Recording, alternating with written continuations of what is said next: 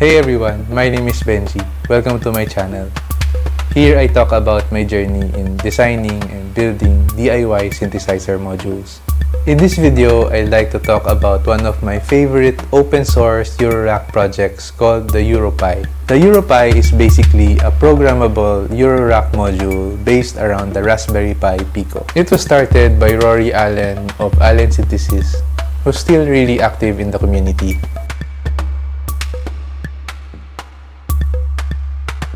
It has two inputs, one analog and one digital.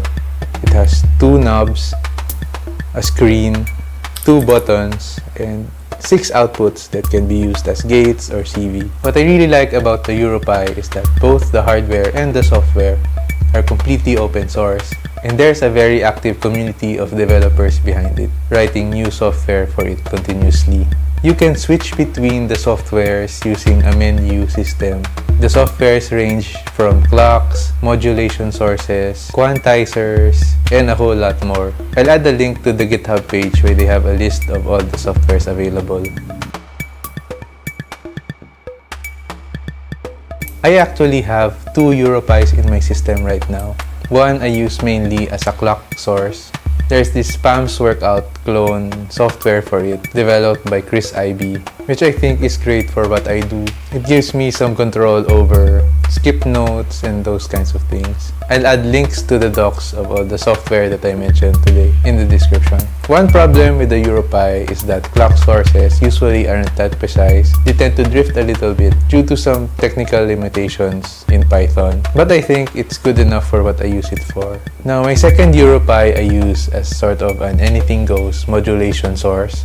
I think this is really where the strength of the EuroPi is. There are a lot of softwares you can use for modulations that are beyond your usual sine waves or triangle waves. I like to use this Strange Attractor software by Sean Beckefort, which gives me this sort of random LFO that changes over time. I really like using it for my generative ambient patches.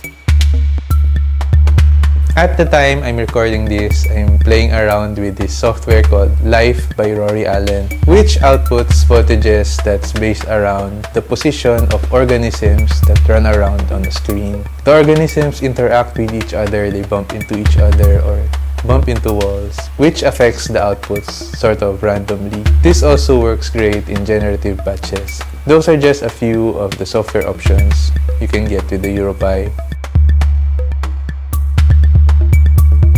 Now, on with my build.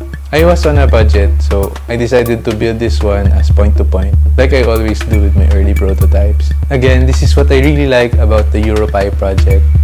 All of their hardware, including the schematics, are open source, so I was able to build my own hand-wired EuroPi for really cheap. Of course, you don't have to do it this way. Allen Synthesis sells PCBs for this. I'll add some links in the description. I used 3D printed panels, and as always, I used my EuroPanel Maker library for OpenSCAD. I used to use some cheap push buttons, but they didn't last long with me, so I decided to use these cherry-style switches, which are really clicky, and I like the feel of them. I used keycaps with F1 and F2 just for fun.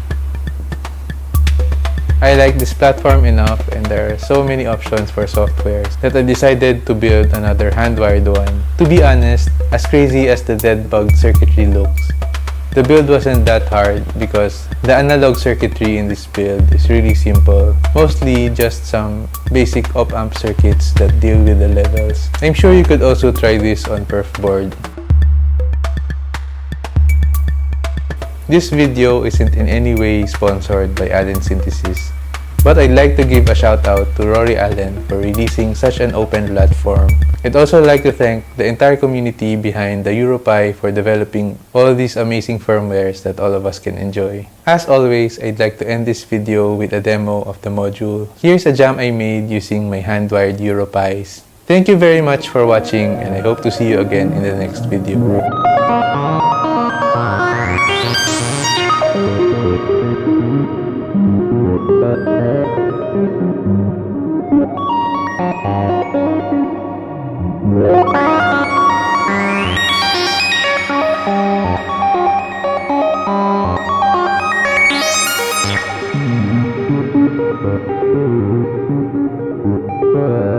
you.